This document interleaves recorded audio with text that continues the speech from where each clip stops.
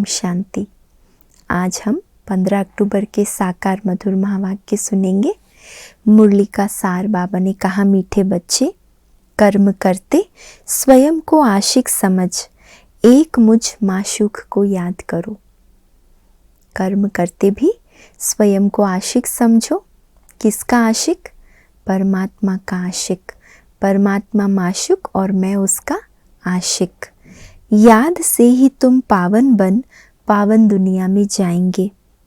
प्रश्न है, महाभारत लड़ाई के समय पर तुम बच्चों को बाप का कौन सा हुक्म अर्थात आज्ञा व फरमान मिला हुआ है? उत्तर है, बच्चे बाप का हुक्म व फरमान है, देही अभिमानी बनो। इस अंतिम समय पर जब महाभारत लड़ाई सामने है तो बाबा का हुक्म क्या है? देही अभिमानी बनो। सबको संदेश दो कि अब बाप और राजधानी को याद करो, अपनी चलन को सुधारो, बहुत बहुत मीठे बनो, कोई को दुख मत दो, याद में रहने की आदत डालो और स्वदर्शन चक्रधारी बनो। कदम आगे बढ़ाने का पुरुषार्थ करो। ये सब बाबा के डायरेक्शंस हैं, बाबा की आज्ञाएं हैं कि एक तो देही अभिमानी बनो, सबको संदेश दो कि अब बाप और राजधानी को याद करो, अपनी चलन को सुधारो, बहुत बहुत मीठा बनो, कोई को दुख मत दो, याद में रहने की आदत डालो और स्वदर्शन चक्रधारी बनो। कदम आगे बढ़ाने का पुरुषार्थ करो। ओम शांति। बच्चे बैठे हैं बाप की याद में। ऐसा तो कोई सत्संग नहीं जहाँ कोई बैठे और कहे कि सब बच्चे बैठे हैं बाप की याद में। ऐसा कोई सत्संग इस दुनिया में तो नहीं है जहाँ पर सब एक परमात्मा पिता की याद में बैठे हो और सब बच्चे समझते हो स्वयं को। ये एक ही स्थान है। बच्चे जानते हैं बाबा ने डायरेक्शन दिया है कि जब तक जीते रहो तब तक बाप को याद करते रहो। यह पारलौकिक बाप ही कहते हैं, हे बच्चों, सब बच्चे सुन रहे हैं। न सिर्फ तुम बच्चे परंतु सभी को कहते हैं, बच्चे बाप की याद में रहो तो तुम्हारे जन्म जन्मांतर के जो पाप हैं जिसके कारण कट चढ़ी हुई है वह सब निकल जाएगी और तुम्हारी आत्मा सतो प्रधान बन जाएगी। तुम्हारी आत्मा असूल थी ही सतो प्रधान, फिर पार्ट बजाते बजाते तमो प्रधान बन गई है। यह महावाक्य सिवाय बाप के कोई कह न सके।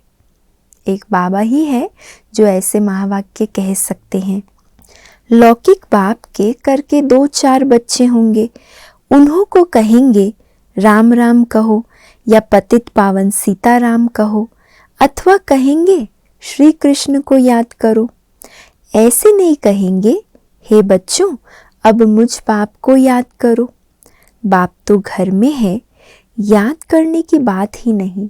ये बेहद का बाप कहते हैं जीव की आत्माओं को। आत्माएं ही बाप के सामने बैठी हुई है। आत्माओं का बाप एक ही बार आते हैं, 5000 वर्ष के बाद आत्माएं और परमात्मा मिलते हैं। बाप कहते हैं, मैं कल्प कल्प आकर ये पाठ पढ़ाता हूँ। हे बच्चों, तुम मुझे याद करते आए हो, हे पतित पावन आओ। ऐसा कहकर परमात्मा को याद करते आए। मैं आता हूँ ज़रूर, नहीं तो याद कहाँ तक करते रहेंगे। लिमिट तो ज़रूर होगी ना। मनुष्यों को ये पता नहीं है कि कलयुग की लिमिट कब पूरी होती है। ये भी बाप को ही बताना पड़े। बाप बिगड़ तो कोई कहेंगे नहीं कि हे बच्चे मुझे याद करो। मुख्य है ही याद की बात। रचना के चक्र को भी याद करना बड़ी बात नहीं है। सिर्फ बाप को याद करने में मेहनत लगती है ना। रचना का चक्र समझना वो ज्ञान समझने में मेहनत नहीं है जितना बुद्धि योग बाबा के साथ लगाने में मेहनत लगती है। क्योंकि घड़ी घड़ी दे अभिमानवश बाबा से योग टूट जाता है। तो बाबा कहते याद करने में तो मेहनत लगती है। बाप कहते हैं आधा कल्प है भक्ति मार्ग, आधा कल्प है ज्ञान मार्ग। ज्ञान की प्रालब्ध तुमने आधा कल्प पाई है, फिर आधा कल्प भक्ति की प्रालब्ध। वह है सुख की प्रालब्ध, वह है दुख की प्रालब्ध। दुख और सुख का खेल बना हुआ है, नई दुनिया में सुख, पुरानी दुनिया में दुख। मनुष्यों को इन बातों का कुछ भी पता नहीं है। कहते भी हैं हमारे दुख हरो, सुख दो। आधा कल्प रावण राज्य चलता है, ये भी किसको पता नहीं है। सिवाय बाप के और कोई दुख मिटा नहीं सकता। रावण राज्य में सभी बैठे हैं, लेकिन किसी को ये नहीं पता कि रावण से छुड़ाने वाला कौन है। इन विकारों से जो दुख मिलता है, इनसे कौन छुड़ा सकता है। तो बाबा कहते सिवाय बाप के और कोई नहीं निकाल सकता। शरीर की बीमारी आदि डॉक्टर मिटाते हैं, वह हो गया अल्पकाल के लिए। यह तो है स्थायी, आधा कल्प के लिए। नई दुनिया को स्वर्ग कहा जाता है, ज़रूर वहाँ सब सुखी होंगे। फिर बाकी इतनी सब आत्माएं कहाँ होंगी, ये कोई के भी ख्याल में आता नहीं है। तुम जानते हो ये नई पढ़ाई है, पढ़ाने वाला भी नया है। भगवानवाच मैं तुमको राजाओं का भी राजा बनाता हूँ। ये भी बरोबर है कि सतयुग में एक ही धर्म होता है, तो ज़रूर जब एक धर्म होगा तो ज़रूर बाकी सब विनाश हो जाएंगे। नई दुनिया और पुरानी दुनिया किसको कहा जाता है? सतयुग में कौन रहते हैं ये भी अभी तुम जानते हो। सतयुग में एक आदि सनातन देवी देवता धर्म का राज्य था। कल की तो बात है। बाबा कहते सतयुग तो कल ही तो था, फिर कल आने वाला है। तो ये आज और कल का खेल है। जैसे ये कहानी है 5000 वर्ष की। बाप बताते हैं 5000 वर्ष पहले भारत में इन देवी देवताओं का राज्य था। वह 84 जन्म लेते लेते अभी पतित बने हैं, इसलिए अभी पुकारते हैं कि आकर पावन बनाओ। निराकारी दुनिया में तो सभी पावन आत्माएं ही रहती हैं। फिर नीचे आकर पार्ट बजाती है तो सतो रजो तमो में आती है। सतो प्रधान को निर्विकारी कहा जाता है, तमो प्रधान अपने को विकारी कहलाते हैं। समझते हैं ये देवी देवताएं निर्विकारी थे, हम विकारी हैं।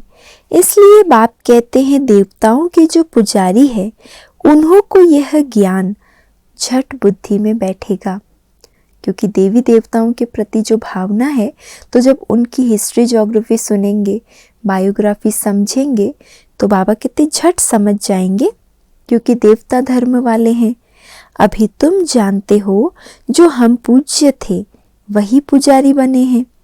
जैसे क्रिश्चियन क्राइस्ट की पूजा करते हैं क्योंकि उस धर्म के हैं, तुम भी देवताओं के पुजारी हो तो उस धर्म के ठहरे। देवताएं निर्विकारी थे, वह अभी विकारी बने हैं। विकार के लिए ही कितने अत्याचार होते हैं। बाप कहते हैं मुझे याद करने से तुम्हारे विकर्म विनाश होंगे और तुम सदा सुखी बनेंगे। यहाँ है सदा दुखी। कलयुग में कौन है? सदा दुखी। और सतयुग में है सदा सुखी। अल्पकाल का सुख है, वहाँ तो सब सुखी होंगे। फिर भी पद में फर्क है ना। सुख की भी राजधानी है, दुख की भी राजधानी है। बाप जब आते हैं तो विकारी राजाओं की राजाई भी खत्म हो जाती है, क्योंकि यहाँ की प्रालब्ध पूरी हो गई है। अभी तुम बच्चे जानते हो बाप की श्रीमत पर चलना है। बाप कहते हैं जैसे मैं शांति का सागर हूँ, प्यार का सागर हूँ, तुमको भी ऐसा बनाता हूँ। जो बाबा के गुण वही बाबा हम बच्चों में भी भर देते हैं। जो बाबा की शक्तियाँ वो सर्व शक्तियाँ हम बच्चों को भी देते हैं।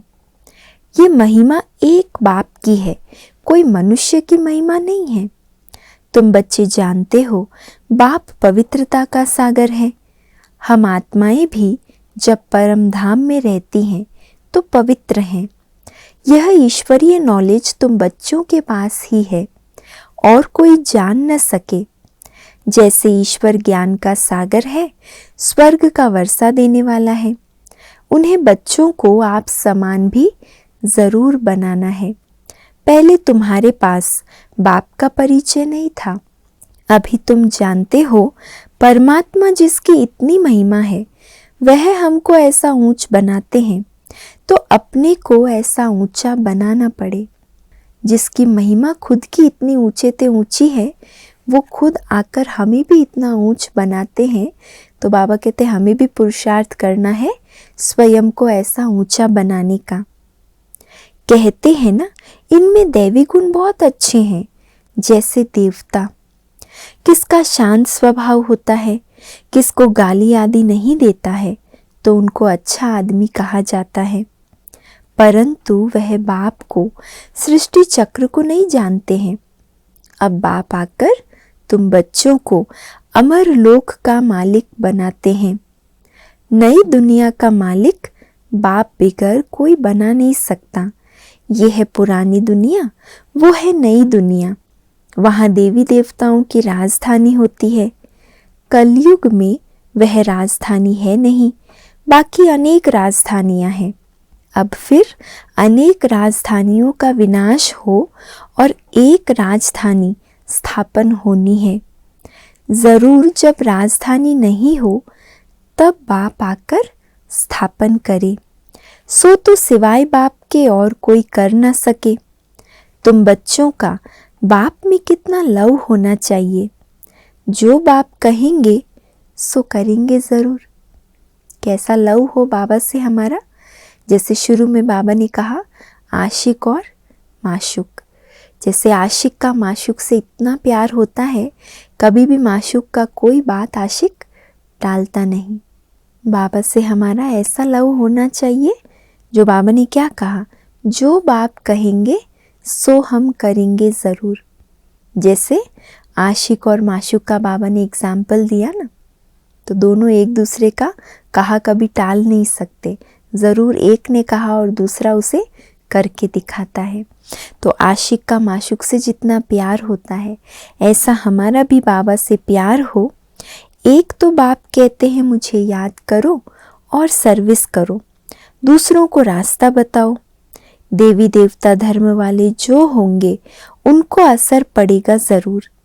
हम महिमा करते ही हैं एक बाप की। बाप में गुण है तो बाप ही आकर हमको गुणवान बनाते हैं। बाप कहते हैं बच्चे बहुत मीठा बनो, प्यार से बैठ सबको समझाओ।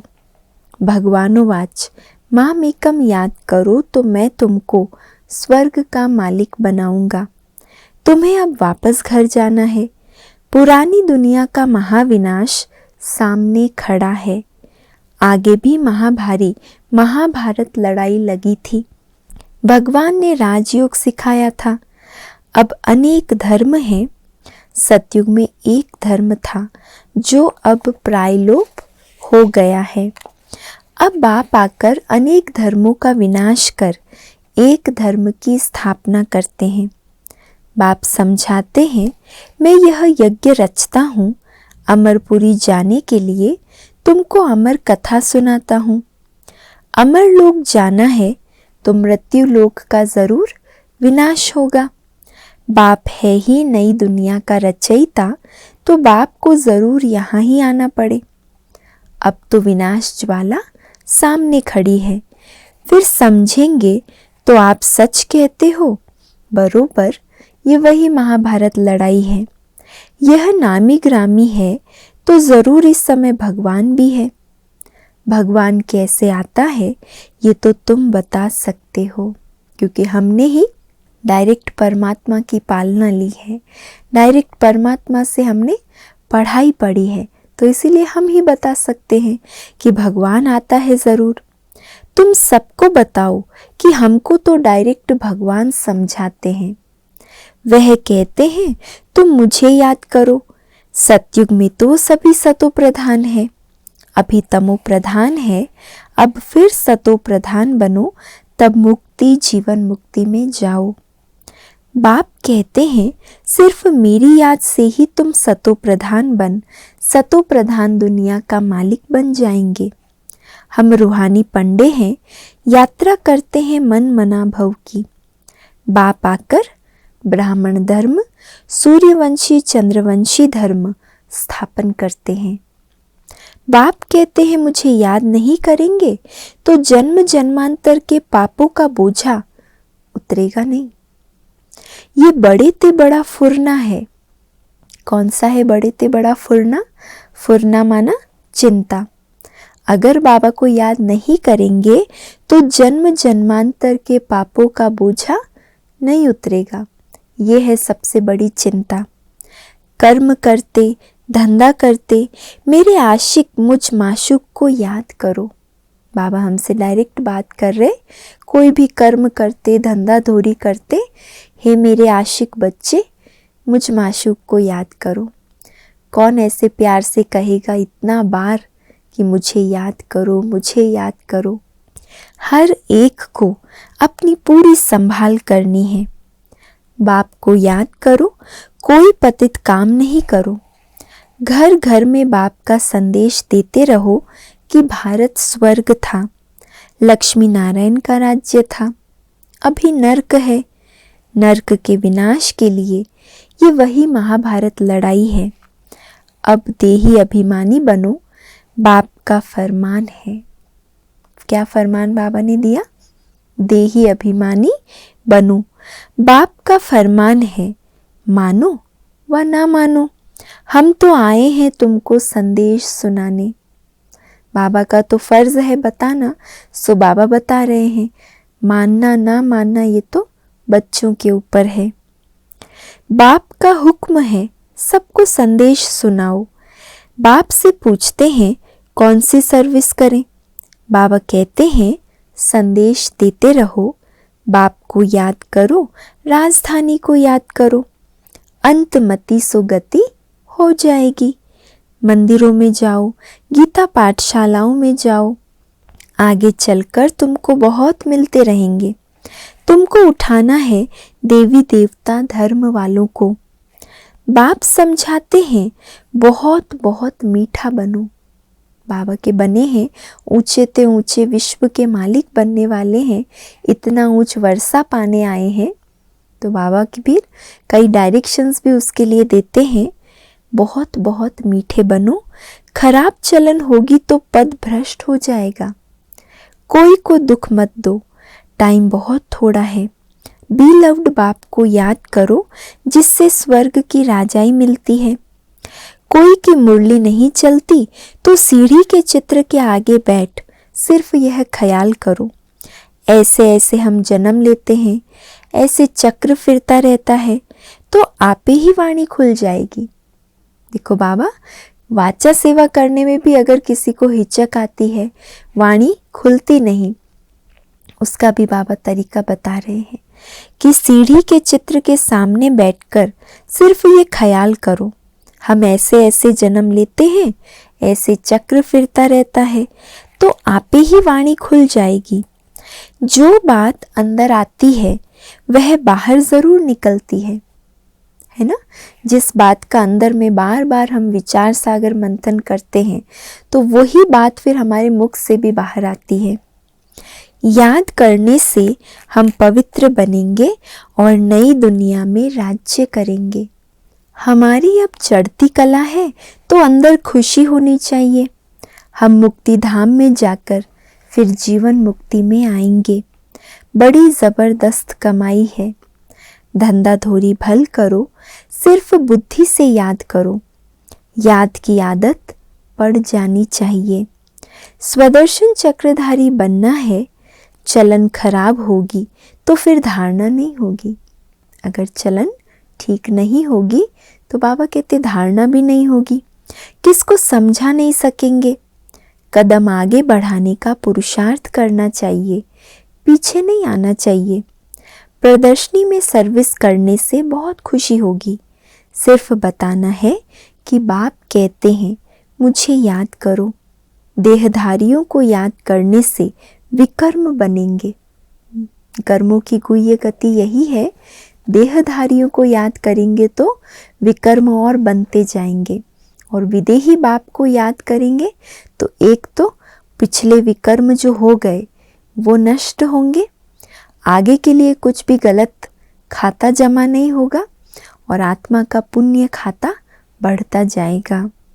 वर्षा देने वाला मैं हूँ, मैं सबका बाप हूँ, मैं ही आकर तुमको मुक्ति जीवन मुक्ति में ले जाता हूँ।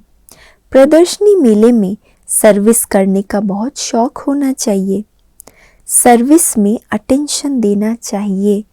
आप ही बच्चों को ख्यालात आने चाहिए, कैसे कैसे बाबा की हम सेवा करें, विश्व की आत्माओं तक संदेश कैसे पहुँचे, उसके लिए बाबा कहते हैं आप ही ख्याल चलने चाहिए। अच्छा, मीठे मीठे सिकी लधे बच्चों प्रति माता पिता बाप दादा का याद प्यार और गुड मॉर्निंग। रूहानी बाप की रूहानी बच्चों को नमस्ते, और हम सब रूहानी बच्चों की रूहानी माता पिता बाप दादा को याद प्यार, गुड मॉर्निंग और नमस्ते। धारणा के लिए आज मुख्य सार है, पहला पॉइंट, एक बाप में ही पूरा लव रखना है, सबको सच्चा रास्ता बताना है, धंधा आदि करते अपनी पूरी संभाल करनी है, एक की याद में रहना है ना। बाबा ने डायरेक्शन दिया ना, कोई भी कर्म करो, धंधा आदि करो, लेकिन मेरे आशिकों मुझ माशूक को याद करो। दूसरा, सर्विस करने का बहुत बहुत शौक रखना है, अपनी चलन को सुधारना है, स्वदर्शन चक्रधारी बनना है। आज का वरदान है, करण करावन हार की स्मृति द्वारा सहज योग का अनुभव करने वाले सफलता मूर्त भव। करण करावन हार की स्मृति द्वारा सहज योग का अनुभव करने वाले सफलता मूर्त भव।